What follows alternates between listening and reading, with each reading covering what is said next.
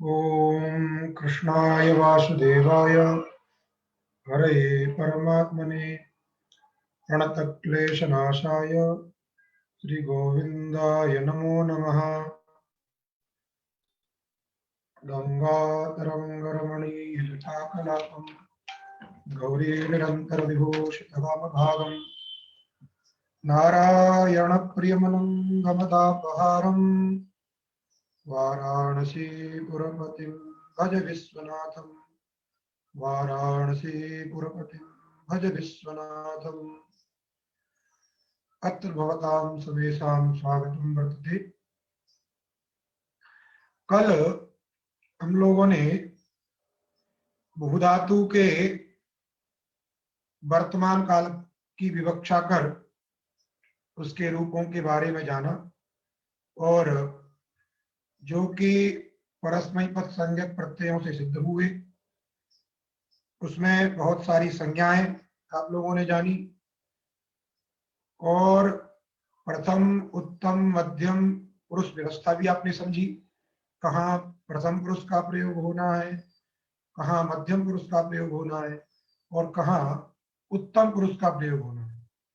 साथ ही साथ विशेष बात भी आपने समझी, यदि प्रथम और मध्यम अर्थात यदि कहीं देवदत्तादि कर्तृत्वेन प्रयुक्त हो, वहीं पर युष्मद शब्द भी यदि कर्तृत्वेन प्रयुक्त हो, तो वहां पर किस को मान करके लकार आएगा।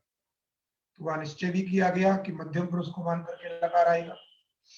वैसे ही मध्यम पुरुष संबंधी कर्ता और उत्तम पुरुष संबंधी कर्ता रहने पर उत्तम पुरुष की क्रिया का ही प्रयोग होगा, मध्यम पुरुष की क्रिया का प्रयोग नहीं होगा। और तीनों के कर्ता का प्रयोग रहने पर उत्तम पुरुष की ही क्रिया होगी। ये सारी व्यवस्था भी आप लोगों ने समझी। आज हम आगे और लकार की चर्चा में, लट के बाद में अग्रिम लकार है लट। लट लकार वर्तमान काल में आता था, जिसका बोधक सूत्र वर्तमाने लट था। अब लट लकार किस परिस्थिति में आता है, उसका क्या अर्थ है, उसको बताने के लिए सूत्र है परोक्षे लिट। परोक्षे लिट, जैसे आपने बहुत जगह सुना होगा, परोक्ष और अपरोक्ष दो चीज आपने सुनी होंगी, परोक्ष और अपरोक्ष। वही अर्थ यहां भी है एक तरीके से। एक कार्य आपके अपरोक्ष हो रहा है, एक कार्य आपके परोक्ष हो रहा है। जब कोई कार्य आपके सम्मुख होता है, आपके संज्ञान में रहता है, आपको बता करके या आपकी जानकारी में रहता है, वह कार्य अपरोक्ष रूप से किया जा रहा है। इसका मतलब ये है। और जो कार्य आपको ज्ञात ही नहीं है, जिसका संज्ञान आपको नहीं है, वो कार्य परोक्ष है। यद्यपि परोक्ष शब्द की जो व्युत्पत्ति की जाती है, अक्षणा परम परोक्षम तस्मिन परोक्षे, आंख से जो बहिर्भूत हो, तो शब्द तो प्रयोग किया वहां पे अक्षी, अक्षणा परम, लेकिन वस्तुतः वो अक्षी शब्द सामान्य इंद्रियवाची है। जो ज्ञानेन्द्रिय है वो ज्ञानेन्द्रिय परक है, अर्थात किसी भी रूप से आपके वो ज्ञान का विषय नहीं है, इंद्रिय का विषय नहीं है। बात समझे कि नहीं? जैसे पीछे आपको कोई गाली दे रहा है, तो यदि आप उसको केन केन प्रकारेण सुन लेते हैं तो अपरोक्ष हो गया। यदि आपने सुना नहीं तो वो क्या है, परोक्ष है। सबसे बड़ा उदाहरण यही मिल सकता है आपको। पीछे किसी के बारे में कोई क्या कहते हैं, बोले पीछे चाहे कोई जो कुछ कहे, लेकिन सामने कोई कुछ नहीं कहता। हाँ समझे? तो जो पीछे वाली बात है उसी को परोक्ष शब्द से कहा जाता है कि हमारे संज्ञान में नहीं। वस्तुतः ये जो इस तरीके का ज्ञान है, या तो हमें वस्तुतः ये शब्दात्मक ज्ञान तो श्रावण प्रत्यक्ष होगा, लेकिन देखते भी हैं तो जो इंद्रिया हमारी ज्ञान इंद्रिया है, वो ज्ञान इंद्रियों से ही ज्ञान होता है। बात समझे कि नहीं? अब कोई कैसा बोल रहा है हमारे बारे में, ये तो सुन करके पता लगेगा कि हमारे बारे में कैसा बोल रहा है। वो मानस प्रत्यक्ष हो सकता है। बात समझे? क्यों? ज्ञान का मानस प्रत्यक्ष है। तो ये परोक्ष शब्द का अर्थ तात्पर्य यहाँ पे है जो इंद्रियातीत है, जो आपके इंद्रियों का ज्ञान का विषय अभी नहीं है, उसका नाम है परोक्ष। तो काल के बारे में भी हम बताए थे कि मुख्यतः काल तीन प्रकार का जो होता है, वर्तमान, भूत और भविष्यत। तो वर्तमान की हमने चर्चा की। भूत भूत के बारे में अब चर्चा करनी है। जो भूतकाल है, जो व्यतीत हो चुका है। व्यतीत होने का तात्पर्य क्या है? देखिए, अभी हम बोल रहे हैं प्रतिक्षण, जिसको हम प्रतिपल बोलते हैं, नया काल है और उससे पीछे भूत बनता जा रहा है, और एक दीर्घ काल भूत पीछे पड़ा हुआ है। प्रतिपल एक नया काल आ रहा है, वो सभी भविष्यत है। वो भविष्यत वर्तमान में बन रहा है, वो भविष्यत है फिर थोड़ी देर बाद वर्तमान हो जाता है। तो भविष्यत की भी एक बहुत बड़ी श्रृंखला है और भूत की भी एक बहुत बड़ी श्रृंखला है। अब भूत और भविष्यत को हमको बांटना है कि कहाँ किसको भूत समझा जाएगा, और उस भूत काल को बताने के लिए किस लकार का प्रयोग किया जाएगा। वर्तमान काल के लिए एक ही प्रयोग बताया आपको, एक ही काल बताया कि लट लकार का प्रयोग होना है। अब भूतकाल में किस लकार का प्रयोग होगा, भविष्य काल में किस लकार का प्रयोग होगा, ये बताने के लिए भी आगे आगे सूत्र आते जाएंगे। ये जो सूत्र है ये भी भूत को ही कहता है, लेकिन भूतकाल भी कई प्रकार का है। एक भूतकाल हो गया, पहले भूतकाल को एक नंबर पर रखिए, उसके दो भाग करिए, अद्यतन भूत और अनद्यतन भूत। भूतकाल हुआ एक, उस भूतकाल के दो भेद करिए, अद्यतन और अनद्यतन। अब अद्यतन और अनद्यतन क्या चीज होती है? तो देखिए, अद्यतन का मतलब हो गया अद्य, अद्य भवम, अद्यतनम। जो आज होने वाला है उसको अद्यतन कहते हैं, और जो आज का नहीं है उसको अनद्यतन कहते हैं। अब आप पूछोगे कि आज का कहां से गिनती करें, अभी से हम पढ़ रहे हैं, अभी से गिनती करें आज? तो आज की जो परिभाषा है, अद्यतन की जो परिभाषा है वो क्या है? तो आप एक पेज आगे पलटे और यहाँ अनद्यतने लुट सूत्र में एक पेज आगे पलट के आगे सूत्र देखिए, अनद्यतने लुट, उसकी 2 नंबर टिप्पणी पे अनद्यतन और अद्यतन के विषय में एक परिभाषा लिखी है। वो संस्कृत में उसको लिखा है, लेकिन उसको समझना है आपको। सबको मुझे लगता है मिल गया होगा। 2 नंबर टिप्पणी पे लिखा है, अतीत रात्रे पश्चार्धेन, अतीत रात्रे पश्चार्धेन आगामिन्याः पूर्वार्धेन च सहितः कालः अद्यतनः। बात समझे कि नहीं? और तद भिन्न अनद्यतन। आप तारीख समझते हैं, अभी तारीख के हिसाब से हम लोग चलते हैं। रात्रि के 12 बजे से दिनांक बदल जाता है। आप मोबाइल वगैरह देखते होंगे, रात्रि के 12 जैसे ही बजते हैं आ जाता है, और रात 11:59, रात्रि के 11:59 तक वो दिनांक रहता है। जैसे ही 12 बजता है रात में, पूरा दिनांक चेंज हो जाता है। तो वही समझिए, रात्रि के 12 बजे से लेकर के, इसलिए कहा ना अतीत रात्रे, जो व्यतीत हो चुकी है रात्रि। जैसे आज आप सोए थे रात में, जो रात निकल के गई है उसमें सोए थे, तो उसका जो उसी को बोलेंगे अतीत रात्रि।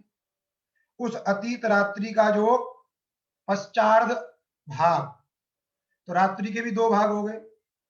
जैसे 24 घंटे आपके पास में पूरे हैं, तो 12 घंटे का दिन मान लीजिए, 12 घंटे की रात मान लीजिए। तो शाम के 6 बजे तक, सुबह 6 बजे से लेकर के शाम के 6 बजे तक क्या हो गया, दिन का भाग हो गया। और शाम के 6 बजे से माने उधर 5:59 रखना, तो इधर 6 बजे से लेकर के 11:59 तक, ये सुबह के 6:59 तक क्या हो गया आपका, ये 5:59 तक रात्रि काल हो गया। उस रात्रि काल में 2 भाग हो गए। 6 बजे से, मैं बोल रहा हूँ 1-1 मिनट को नहीं कह रहा हूँ, 6 बजे से लेकर के 12 बजे तक का जो काल है 11:59 तक का, वो हो गया रात्रि का पूर्व भाग। और 12 बजे से लेकर के सुबह जिसको हम कहते हैं 5:59 तक, वो हो गया रात्रि का पश्चात भाग। जिस घड़ी के अनुसार जो डेट चेंज होती है उसके अनुसार बता रहे। तो वही हो गया अतीत रात्रे पश्चार्धेन, जो रात्रि व्यतीत हुई उसके पश्चार्ध भाग से, आधे बाद वाले आधे भाग से, पश्चार्ध माने बाद वाला जो आधा भाग, अर्थात रात्रि के 12 बजे से, ठीक, पश्चार्धेन। और आगामी जो रात्रि है उसके पूर्वार्ध तक, जैसे अब रात होगी, पढ़ेंगे 7 बजेंगे, 8 बजेंगे, 9, 10, 11, 11:59 तक। तो कल जो रात गई थी वो 12 बजे से लेकर के अभी जो रात्रि होगी 6 बजे से अगर रात्रि मानते हैं तो 11:59 तक ये जो 24 घंटे का काल हुआ, ये 24 घंटे का जो काल हुआ, ये काल क्या कहलाएगा? अद्यतन। बात समझे क्या नहीं? ये काल क्या हुआ? अद्यतन। इसके आगे या पीछे, अर्थात जो कल रात्रि गई है उसके पहले का, 12 बजे से पहले का भी यदि कोई काम है, कोई कार्य है, जो काल है वो अनद्यतन काल है। और आज रात्रि के 11:59 के बाद जो कार्य, जो भी काल है, उसको भी हम अनद्यतन कहेंगे। तो अद्यतन की परिभाषा समझ में आ गई। 24 घंटे का जो काल है, 24 घंटे का जो काल है, उसी को अद्यतन शब्द से कहते हैं। अद्यवम अद्यतनम। बात समझे कि नहीं? तो अद्यतन शब्द का अर्थ समझ में आ गया। गत रात्रि के आधे भाग से लेकर के आगामी रात्रि के आधे भाग तक का काल अद्यतन कहलाता है। और उससे दोनों तरफ यदि पीछे की बात करें हम, तो वो अनद्यतन है और भूत है, तो उसको हम कहेंगे अनद्यतन भूत। बात समझे कि नहीं? और आगे आने वाले काल को यदि कहते हैं तो वो अनद्यतन है और कैसा है? वो भविष्य है। अभी जो भी काल आ रहा है वो भी भविष्य ही है। 1 घंटे बाद, 2 घंटे बाद जो काल, वो भविष्य है। लेकिन वो भविष्य भी दो प्रकार का है, अद्यतन भविष्य और अनद्यतन भविष्य। तो जैसे भूतकाल के दो भेद हो गए, अद्यतन भूत और अनद्यतन भूत, वैसे ही भविष्य काल के भी दो भेद हो गए, अद्यतन भविष्य और अनद्यतन भविष्य। बात समझ में आ गई? तो भूतकाल के दो भेद आपने समझ लिए, अद्यतन भूत और अनद्यतन भूत। अब ये जो सूत्र है परोक्ष लिट, ये अनद्यतन में लगता है। ये अनद्यतन भूत अर्थ को कहता है। किस अर्थ को कहता है? अर्थात जो आगाम ये व्यतीत रात्रि है उसके 12 बजे की पूर्व काल की, पूर्व काल को ही कहेगा अनद्यतन भूत। और उसमें भी एक विशेषण दिया, परोक्ष। क्या विशेषण दिया? परोक्ष। तो परोक्ष शब्द की व्याख्या हमने बताई, इंद्रियातीत, जो आपके संज्ञान में ना हो, उसको हम परोक्ष कहते हैं। तो यद्यपि परोक्ष के विषय में बहुत सारी चर्चाएं भी है। 100 वर्ष पहले का जो काल है वो भी परोक्ष है। 1000 वर्ष पहले का जो काल है वो भी परोक्ष है।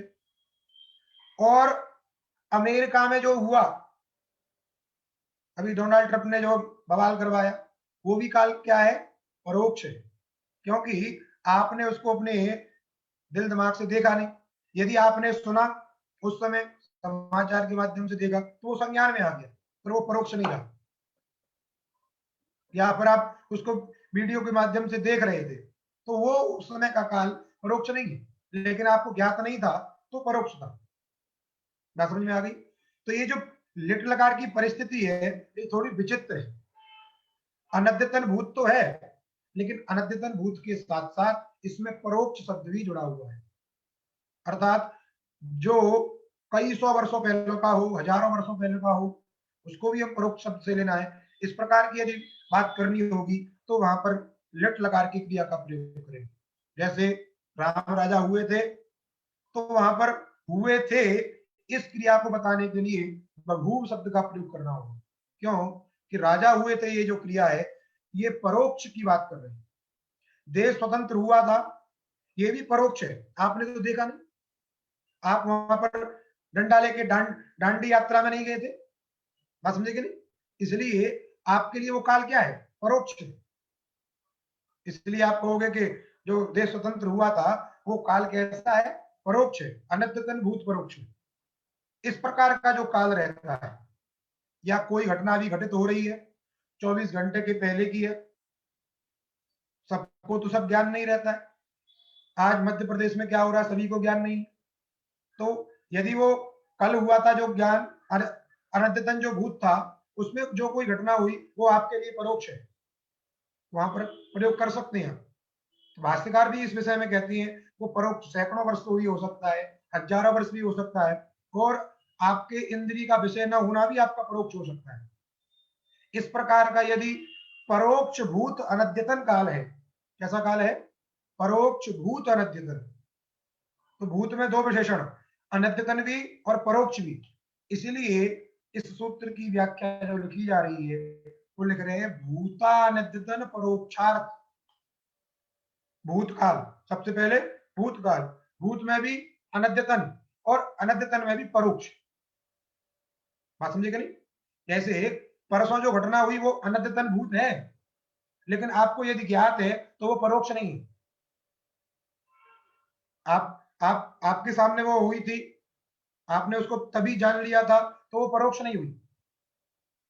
बात समझेगा नहीं? तो इसलिए भूतानद्यतन परोक्षार्थ वृत्ते, यदि धातु से इस प्रकार की विवक्षा है कि ये धातु क्या कहे, भूत अनद्यतन परोक्ष अर्थ को कहे, तब उस धातु से क्या करना है आपको, लिट लकार का प्रयोग करना। इसलिए भूता अनद्यतन परोक्षार्थ वृत्तेर धातोर लट लिट से, भूत अनद्यतन परोक्ष में वर्तमान जो धातु, धातु कैसे वर्तमान होगी उस अर्थ में, धातु का अर्थ तो होता नहीं, अर्थात तात्पर्य हुआ उस धातु से उस काल का आप बोध कराना चाहते हैं। जब बोध कराना चाहते हैं तो उसकी वृत्ति उसमें हो गई, उसकी शक्ति उसमें चली गई कि इस धातु से अब इसका बोध कराना है हमको, इसलिए वो धातु उस अर्थ में विद्यमान होगी। उसी अर्थ को कहने के लिए क्या आएगा, लिट लगाना है। समझे? भूता निधन परोक्षार्थ वृत्तेर धातोर लिट लिट लकार हो जाएगा। तो जैसे भू धातु से हमको विवक्षा है कि हम भूत अनद्यतन परोक्ष को कहना चाहते हैं, भूत अनद्यतन परोक्ष को हम बताना चाहते हैं, अतः धातु से क्या किया हमने, लिट लकार कर दिया, तो बन गया भू लिट। लिट में भी इकार की और टकार की संज्ञा हो जाएगी, केवल ल शेष रहेगा, सर्वत्र यही स्थिति है।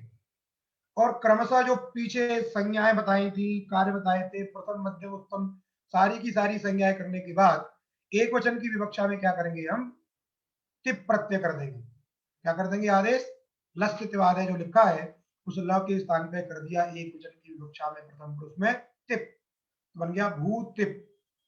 भूतिप बनने के बाद अब आगे सूत्र है, परस्मयी पदानाम ड़लतु सुस्थल सुड़ल वमाह, परस्मयी पदानाम, परस्मयी पद संज्ञक प्रत्यय है।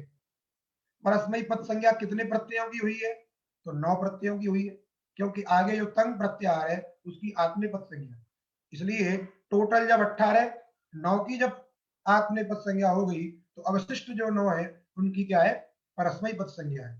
इसलिए परस्मयी पदानाम, उसकी वृत्ति इसलिए नवानाम, परस्मयी पद संज्ञक प्रत्यय चूंकि 9 है इसलिए नवानाम।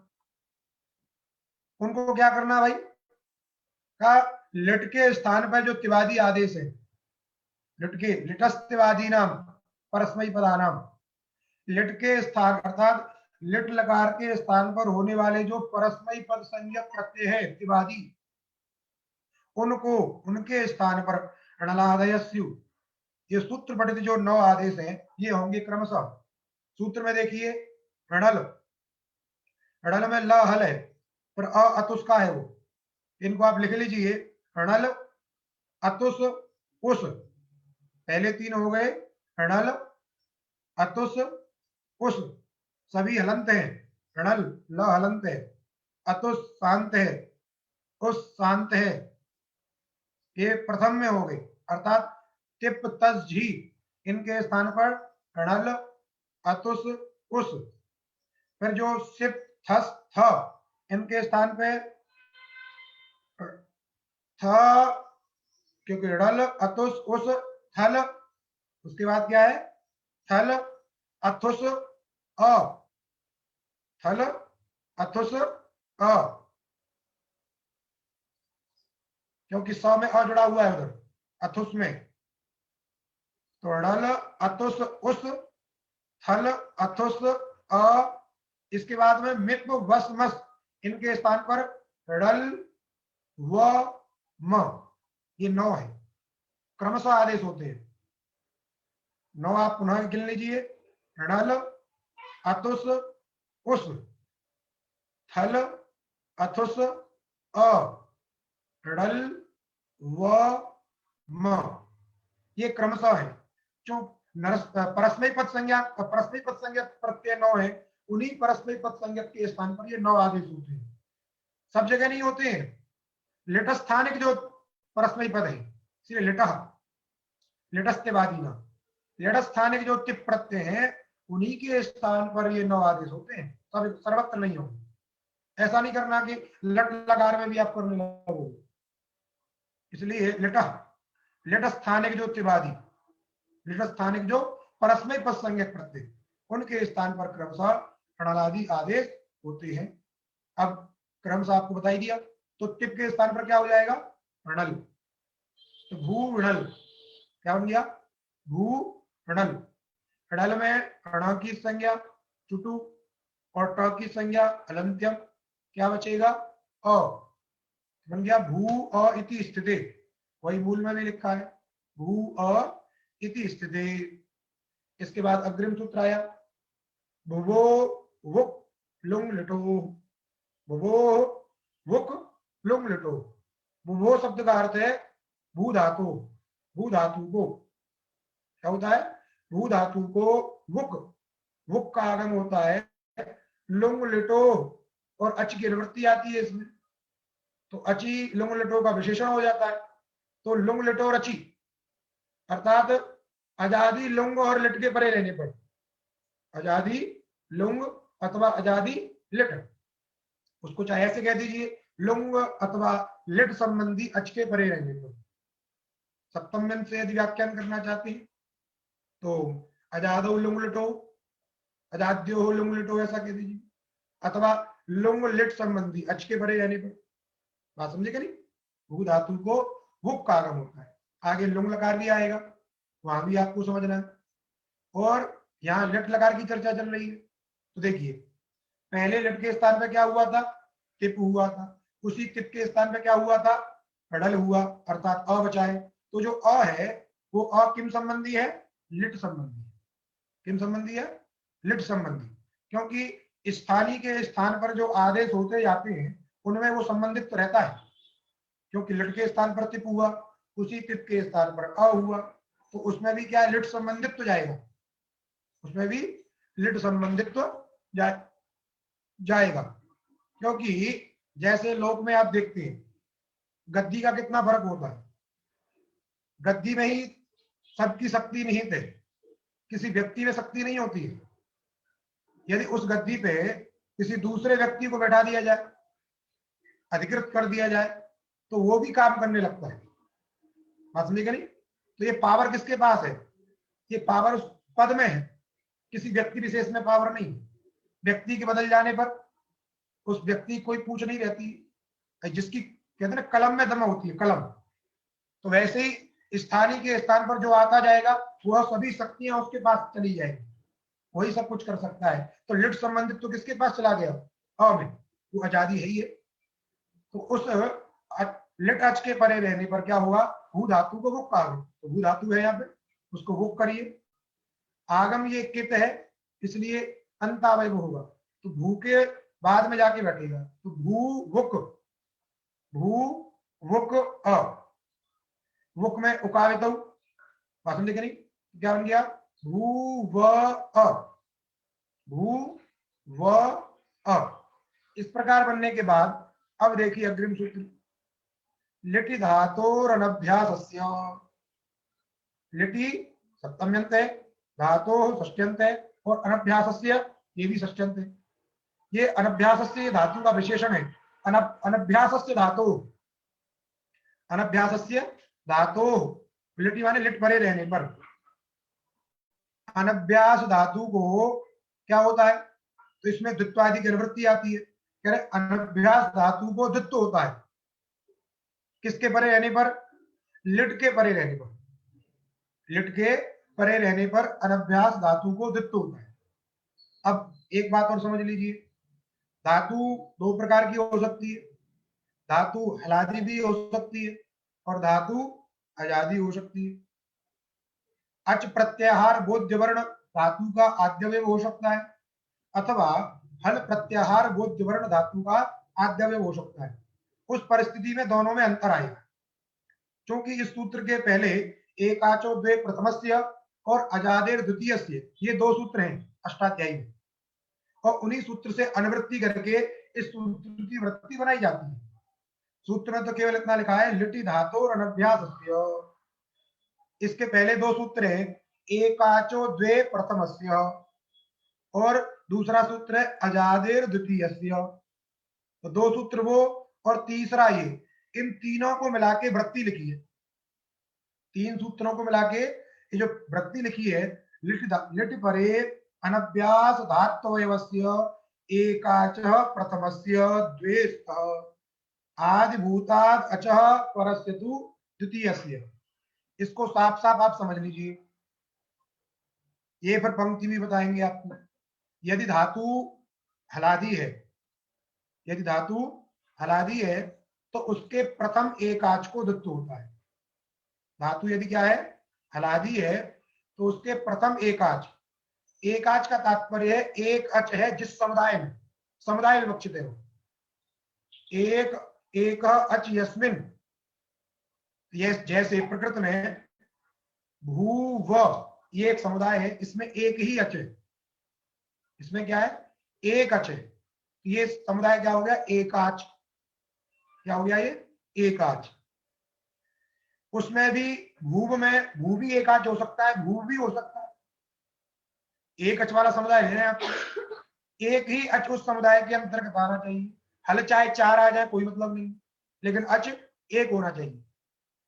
यद्यपि चार कहीं आएंगे नहीं, एक बात बताने के लिए, तो एक अच भू भी हो सकता है, भू भी हो सकता है, क्योंकि ये हलादि धातु है तो इसके प्रथम एक आच को दत्त होगा। यदि हलादि धातु और भी बड़ी है, हलादि धातु क्या है, और भी बड़ी है, उसमें कई सारे एकाच हो सकते हैं, उसमें कई सारे एकाच हो सकते हैं, तो वहां पर प्रथम एकाच को तो द्वित्व होगा, द्वितीय एकाच को द्वित्व नहीं होगा हलादी धातु में। तो ये निश्चित हुआ कि यदि धातु हलादी है तो उसके प्रथम एकाच को द्वित्व होता है। यदि धातु अजादी है, यदि धातु क्या है, अजादी है, तो उसके द्वितीय एकाच को द्वित्व होता है, उसके द्वितीय एकाच को द्वित्व होता है अजादी धातु में। जैसे अजादी धातु हमने समझ ली उर्णु, उर्णु धातु समझ ली, उर्णु में उ है इसलिए अजादी है, अजादी धातु है। अब उर्णु में द्वित्व करना होगा, उरणु, ऐसा है उर्णु। इसमें प्रथम एकाच कौन है, उर, उर्ण, ये भी प्रथम एकाच है, उ भी प्रथम एकाच है, एक अच यस्मिन, समुदाय से उर भी एकाच ले सकते हैं, उर न भी ले सकते हैं उधर तोड़ के। लेकिन आजादी के लिए हमने नियम बनाया, आजादी द्वितीय से, आजादी में द्वितीय एकाच को द्वित्व होगा, तो उधर द्वितीय एकाच क्या होता है, नु, क्योंकि उर एक हो गया, फिर दूसरा एकाच कौन हो गया, दूसरा समुदाय नु, तो वह नु समुदाय को द्वित्व होता है, नु नु, उर्ण नविशति। समझे कि नहीं, आगे प्रयोग बनाएंगे हम, तो नु नु शब्द द्वित्व होगा वहां पर। तो ये इसका अर्थ हुआ, यदि धातु हलादी है तो उसके प्रथम एकाच को द्वित्व होगा, यदि धातु अजादी है तो उसके द्वितीय एकाच को द्वित्व होगा। बात समझे, ये इस सूत्र के विषय में आपको समझना है। अब यदि कोई कहे कि जहां धातु आजादी है और उसमें एक ही है, एक ही अच है, जैसे अट धातु है, क्या है, अट गतम, ये अट धातु आजादी है, उसमें एक ही एकाच है, दूसरा एकाच है ही नहीं। बात समझे कि नहीं, तो अट में किसको द्वित्व करेंगे, यदि आपके अनुसार धातु यदि आजादी है तो द्वितीय एकाच को होगा, उसमें द्वितीय एकाच है ही नहीं, तो अट में द्वित्व किसको होगा, ट में कोई अ है नहीं, तो वहां पर क्या, वहां की स्थिति में क्या करेंगे आप, चूंकि कोई द्वितीय विद्यमान नहीं है तो वहां पर पूरे धातु को ही क्या हो जाएगा, द्वित्व हो जाएगा। ये परिस्थिति कब के लिए है, जब कई सारी व्यवस्थाएं, कई सारे आपको समूह प्राप्त होती है तो। बात समझे कि नहीं, यदि हलादी धातु में कई एकाच मिलते हैं तो वहां संदेह हो सकता है कि द्वित्व किस एकाच को करो, तो वहां के लिए नियम कर दिया कि यदि कई सारे अलवर्ण है, एकाच हलादी धातु में बन सकते हैं तो वहां प्रथम एकाच को द्वित्व करिए, और अजादी धातु में यदि कई एकाच बन सकती है तो वहां द्वितीय एकाच को द्वित्व करिए। ये चीज बता रहा है, बात समझ में आ गई। अब इसको देखिए, लिट परे अनभ्यास धात्वयवस्य, अनभ्यास माने अभ्यास भिन्न, अभ्यास भिन्न, अभ्यास संज्ञा करने वाला सूत्र बस आगे ही है, पूर्व अभ्यास, अभ्यास संज्ञा नहीं हुई है तो अनभ्यास धातु का अवयव जो एकाच प्रथम है, धातु का अवयव जो एकाच प्रथम है उसको द्वित्व होता है। और आदि भूतादच, यदि आदि में क्या हो, अच ही बैठा हो, तो उससे परे जो द्वितीय एकाच होगा, आदि भूताद अच परस्य, आदि में यदि क्या बैठा हो, अच ही बैठा हो अर्थात अजादि धातु हो, तो उससे उत्तर जो द्वितीय एकाच है उस द्वितीय एकाच को द्वित्व हो। बात समझ में आ गई? प्रकृति स्थल में भू व अ ये स्थिति है, ये धातु हलादी है, अतः हलादी होने के कारण प्रथम एकाच को द्वित्व होगा। अब प्रथम एकाच भू भी है, भूव भी है, तो द्वित्व किसको करें? भू को द्वित्व करें या भूव को द्वित्व करें?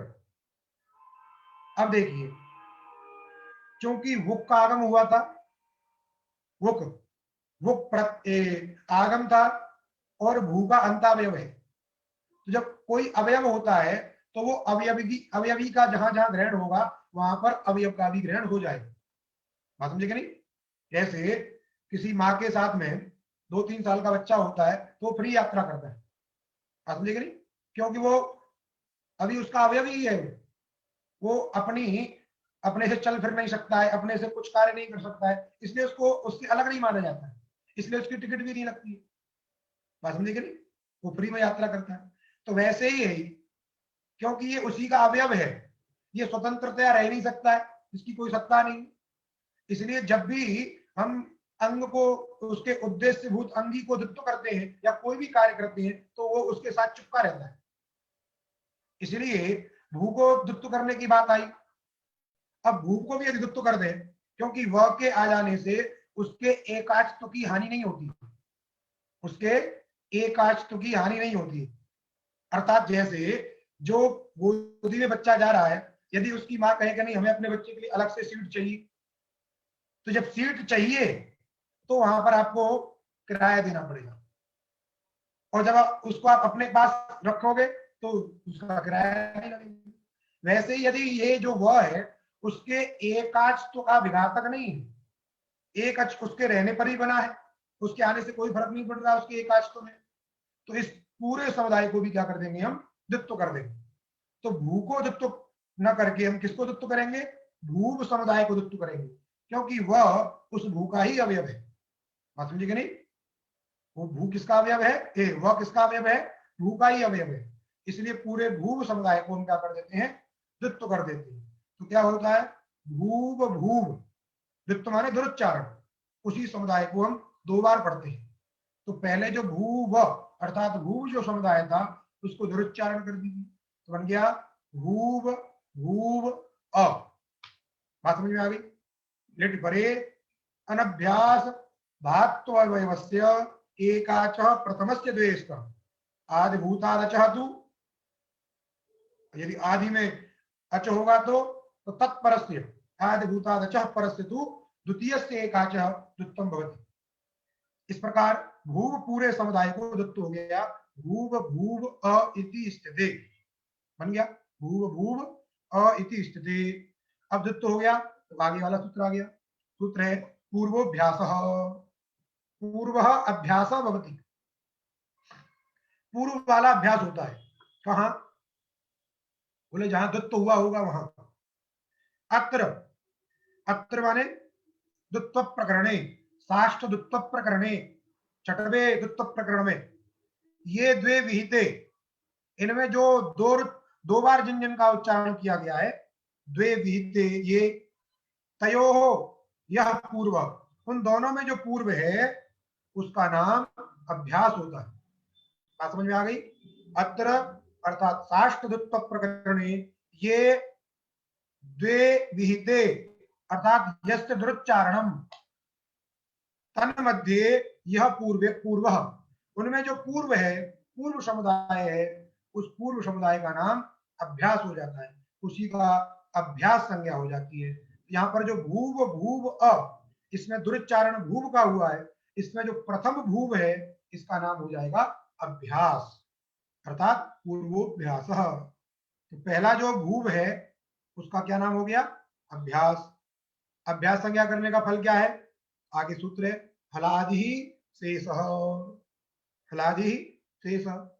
कहा अभ्यासस्य आदि हल शिष्यते, अभ्यासस्य आदि हल शिष्यते अन्ये हलो लुप्यन्ते। अभ्यास का आदि हल अर्थात आद्यवय भूत जो हल वर्ण है वो तो शेष रहेगा, अन्य हल वर्ण लुप्त हो जाएंगे। शब्दों पे ध्यान देना है। अभ्यास का आदि हल वर्ण शेष रहेगा, अन्य हल वर्ण लुप्त हो जाएंगे। तो यदि पूर्व में कोई अच रहेगा तो अच का लोप ये नहीं करेगा, केवल हल का लोप करेगा और उस हल में आदि हल को छोड़ देगा। बात समझे कि नहीं? जैसे भूव ये समुदाय है, इसकी अभ्यास संज्ञा है, तो अभ्यास से आदि हल, तो भूव में आदि हल कौन है? भ, क्योंकि दो हल है उसमें, एक भकार एक वकार और एक उसमें मध्य में उकार बैठा हुआ है। तो जो आदि हल है भ वो शेष रहेगा, अन्य जो हल है दूसरा वह उसका लोप हो जाएगा। तो क्या बचेगा? भू भूव अ, भू भूव अ। अब सूत्र को आपको थोड़ा सा ध्यान देना है, जोड़ डालिए दिमाग पे।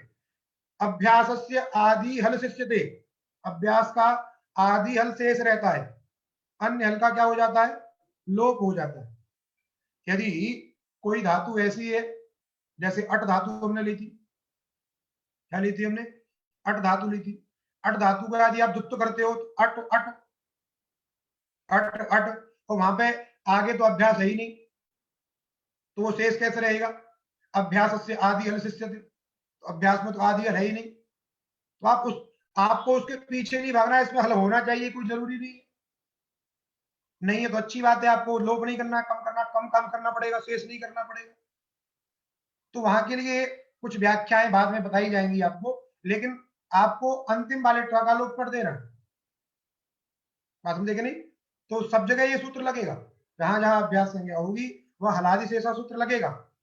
अब जैसे जैसे आगे बढ़ते जाएंगे बस कहते जाएंगे पूर्वोभ्यास हलादि शेषा, इतनी बात बोली जाएगी और आपको समझ लेना है। इसलिए इस नींव को आप अच्छी तरीके से समझ लीजिए।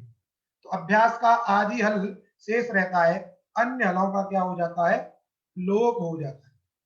तो जैसे भूव समुदाय में आदि हल भ शेष रह गया और व का लोप हो गया, तो बन गया भू भूव अ, भू भूव अ।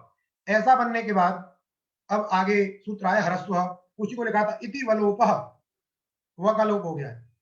अब सूत्र है ह्रस्व, अभ्यासस्य अचः ह्रस्व स्यात्, अभ्यास के अच को ह्रस्व होता है।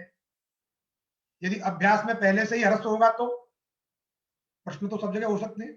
ये कह रहा है अभ्यास के अच को ह्रस्व होता है, जब दीर्घ रहेगा तभी तो ह्रस्व कर रहा है, लेकिन जब कोई ह्रस्व ही रहेगा तो ह्रस्व को भी ह्रस्व करेगा। क्यों? ये तो पर्जन्यवत प्रवृत्ति है। जब बरसात हो रही है तो वो बरसात ये नहीं देखती है कि नीचे पानी है कि सूखा खेत है, जब पड़ेगी तो सब में बराबर पड़ेगी, बात समझे कि नहीं? कभी कभी जैसे आप अपनी कक्षा में ऊधम करते हो और गुरुजी आ जाए, तो जब डंडा पड़ता है तो जो ऊधम कर रहे थे उनमें भी पड़ता है और जो नहीं कर रहे थे उनमें भी पड़ता है।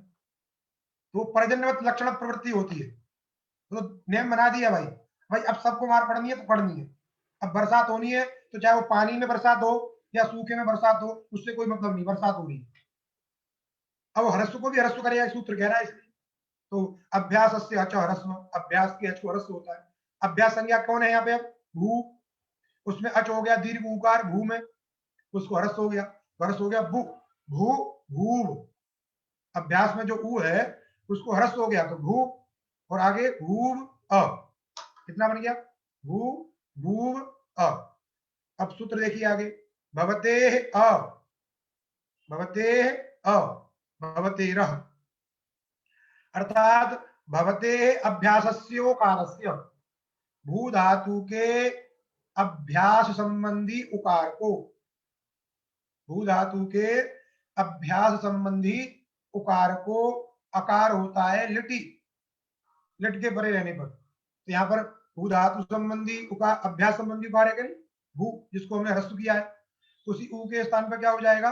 अ, तो क्या बन जाएगा भ। पहले भू दीर्घ था, उस ऊ को ह्रस्व करके छोटा ऊ किया भू, और उस ऊ को क्या कर दिया अ कर दिया, तो बन गया भ। भ भूव अ, भ भूव अ। अब सूत्र देखिए, अभ्यासे चर्च, अभ्यासे चर्च। अभ्यास में झलों को चर होता है ना।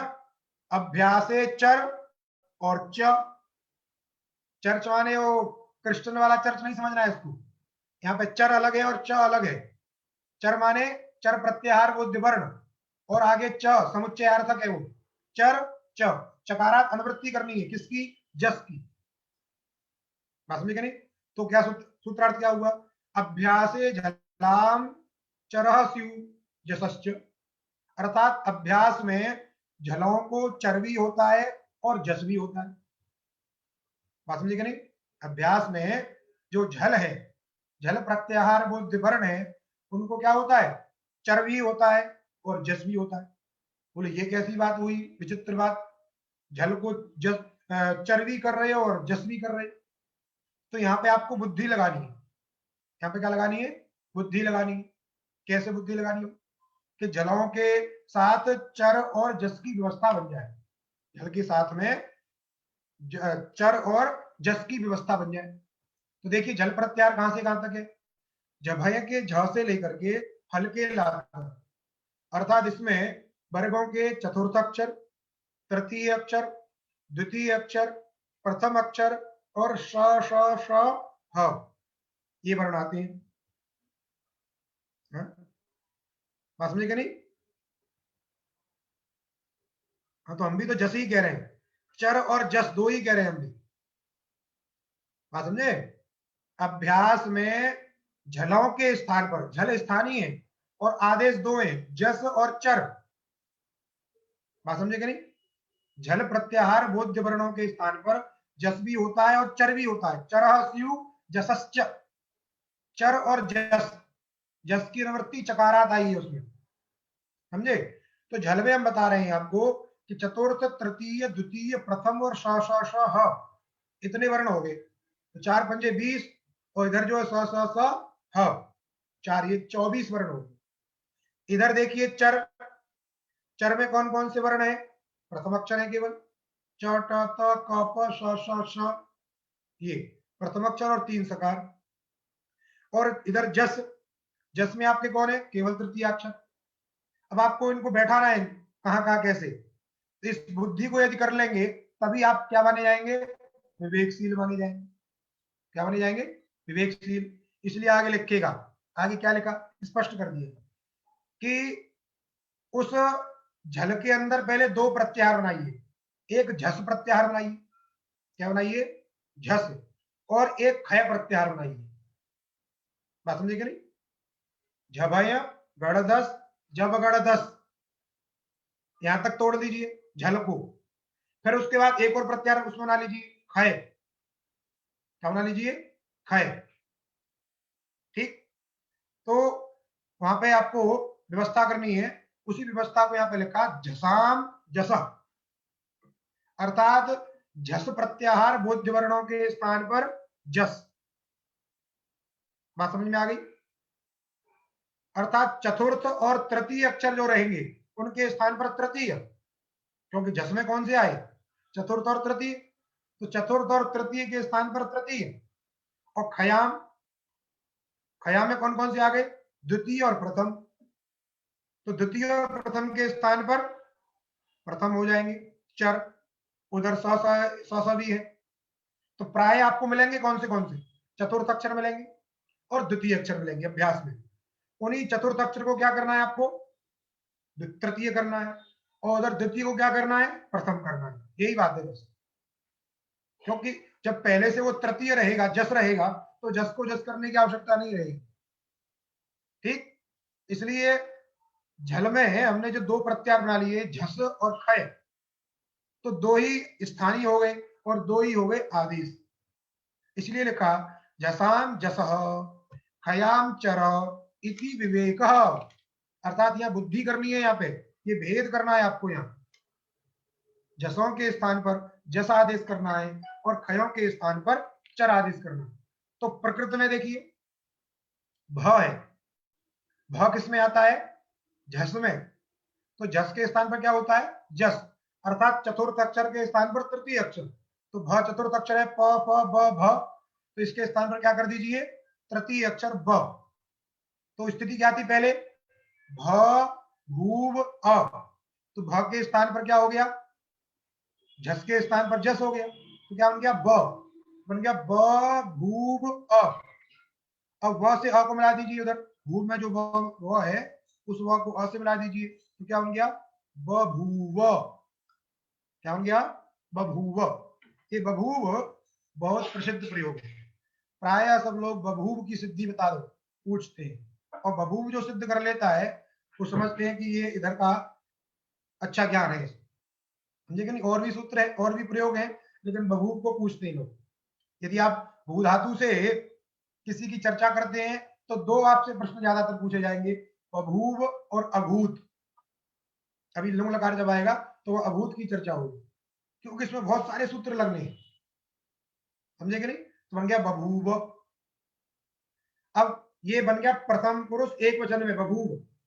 अब प्रथम पुरुष द्विवचन में वही भू धातु है, तस प्रत्यय है, तस के स्थान पर परस्मै पदानाम ढलत सुस्थल सुडल ममा के सूत्र के द्वारा अतुस हो जाएगा, भू अतुस। क्या बन जाएगा? भू अतुस। अब वहां पर भुवो भूक लिंगो से वो का आगम करना है, प्रक्रिया वही पूरी की पूरी, बन जाएगा भूव अतुस। द्वित्व करना है, भूव भूव अतुस पूर्वाभ्यास हलादिशेष। बात समझ में आ रही? बन जाएगा भू भूव अतुस, भू भूव अतुस। अब ह्रस्व भू भूव अतुस भवतेरः भ भूव अतुस अभ्यासे चर्च ब भूव अतुस मिला दीजिए बभूवतुस, सकार को ऋतु सर्ग बभूवतु।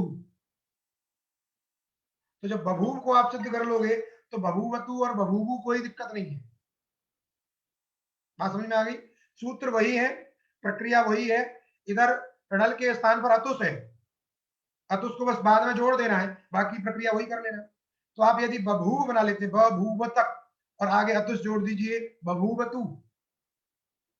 बहुवचन में उस आता है, तिप्तल झी, झी के स्थान पर उस होता है, तो भू अतुस रहता है।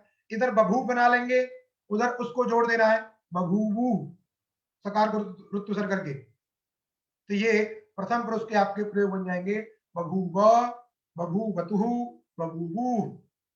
अब मध्यम पुरुष, मध्यम पुरुष में एक और कार्य बढ़ेगा। क्या कार्य बढ़ेगा? कि जो मध्यम पुरुष सिप के स्थान पर थल आदेश होता है उधर, और उस थल में ल की संज्ञा हो जाती है थ। यहां तक बन गया, समझ लीजिए। पूर्व ब भूव थ, इतना बनने के बाद अब सूत्र आपको लगाना है लिट च, लिडादेश स्तिंग आर धातु संज्ञा से। लिट के स्थान पर होने वाले जो तिंग प्रत्यय हैं उनकी आर्ध धातु संज्ञा होती है। ध्यान दीजिएगा, पहले पहले जो सूत्र था तिंग सित सार धातुभम, वह सूत्र सभी तिंग प्रत्ययों की सार धातु संज्ञा करता है। बात समझे? लट लकार में किसी प्रत्यय को आर धातुक नहीं कहा गया। अब चूंकि कहते हैं ना ये सार धातुक लकार है, ये आर धातुक लकार है, ये कैसे जाने ये सार धातुक लकार है कि आर धातुक लकार है? तो ये सूत्र कह रहा है वर्तमान लट में कोई सूत्र आर धातुक संज्ञा नहीं करता था, इसलिए उस लकार को क्या कहते थे? सार धातुक लकार। चूंकि लिट लकार में सूत्र है लिट च, लिडादेश तिंग, लिट के स्थान पर होने वाले जो तिंग प्रत्यय हैं उनकी आर्ध धातुक संज्ञा हो जाती है लिट के स्थान पर। तो पूरे लिट लकार को हम क्या कहते हैं? आर्ध धातुक। क्या कहते हैं इसको हम? आर्ध धातुक लकार है, क्योंकि लिट के स्थान पर जो तिंग होते हैं उन सब का नाम ये आर्ध धातुक कर देते हैं। तो इससे क्या हुआ? ये जो थ प्रत्यय है, ये थ प्रत्यय क्या हो गया? आर्ध धातुक हो गया, क्योंकि लिट के स्थान पे सिप हुआ, सिप के स्थान पर थल हुआ, अतः थल की क्या हो गई, आर्ध धातुक संज्ञा। यही सूत्र है लिट च लिडादेश तिंग। लिट के स्थान पर आदेश भूत जो तिंग होते हैं उन सब की आर्ध धातुक संज्ञा होती है, इसलिए लिट लकार को आर्धातुक लकार कहा जाता है, क्योंकि लिट भी प्रत्यय है, उसके स्थान पर आने वाले जो उनकी आर्धातुक संज्ञा है, इसलिए वह व्यवहार लिट लकार में भी कर देती है। आर्धातुक संज्ञा का फल क्या है, सूत्र आ गया आर्ध धातुकस्य इट बलादे। आर्ध धातुकस्य इट बलादे। आर्ध धातुकस्य षष्ठ्यंत है, इट प्रथमांत है और बलादे षष्ठ्यंत है। बलादे ये आर्ध धातुकस्य का विशेषण है। बलादे आर्ध धातुकस्य वल प्रत्याहार बोध्य वर्ण है आदि में जिसके ऐसा जो आर्ध धातुक प्रत्यय, क्योंकि आर्ध धातुक संज्ञा किसकी होती है, प्रत्यय की होती है, इसलिए वल प्रत्याहार बोध्य वर्ण है आदि में जिसके ऐसा जो आर्ध धातुक प्रत्यय है, उस आर्ध धातुक प्रत्यय को इट का आगम होता है। क्या होता है, इट का आगम। किसको होता है, आर्ध धातुक प्रत्यय को होता है। चूंकि आगम टित है अतः टित्वा आद्यवयव होगा, अर्थात बलादि जो आर्ध धातुक है उसका आद्यवयव इट होगा। प्रकृत में ब भूव थ ये स्थिति थी, थ की आर्ध धातुक संज्ञा है और वो थ वल प्रत्याहार में भी आता है। है वरट के व से लेकर के हल के ल तक वल प्रत्याहार है, उसमें थ आ गया, ख फ छ ठ थ, इसलिए वलादि आर्ध धातुक थ को हो गया इट का आगम।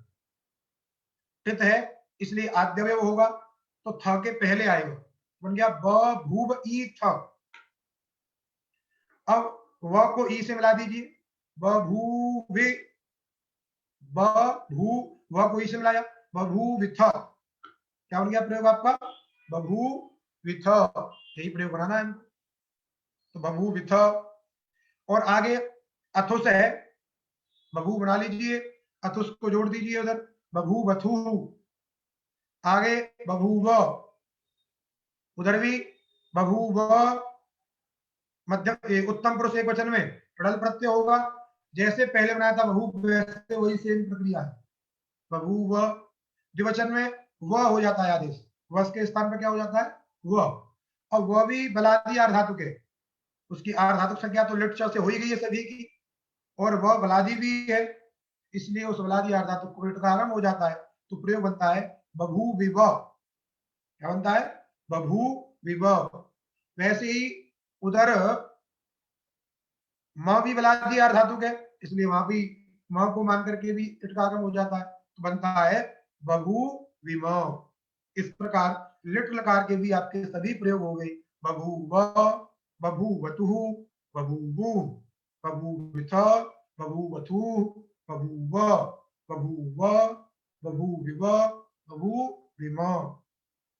यहाँ आपका लिट लकार संपन्न हुआ, और इस लिट लकार को, चाहे लिट लकार जो भी है, पहले के जितने लकारों को आप एकदम दृढ़ कर लेंगे तो आगे के प्रयोगों में आपको दिक्कत नहीं होगी, और यही यदि अधूरा रहा तो आगे सब बाउंसर जाएगा, कुछ भी समझ में नहीं आएगा, वहां इतनी गहराई से बात नहीं बताई जाएगी, बस सूत्र का स्मरण कराते हुए, और हो सकता है कि आपको सूत्रों का स्मरण भी ना कराया जाए, सीधे प्रयोग भी बोल दिए जाए, या किसी किसी धातु का एक ही प्रयोग बोला जाए, इसमें एक ही बन गया, आपको आगे समझ लेने बनाने हैं अपने से, ये आपको मेहनत थोड़ी सी करनी पड़ेगी, बुद्धि आपको अपनी चलानी पड़ेगी। इसलिए इन सब बातों का, इन सूत्रों का आप ध्यान रखें, किसी को कोई समस्या हो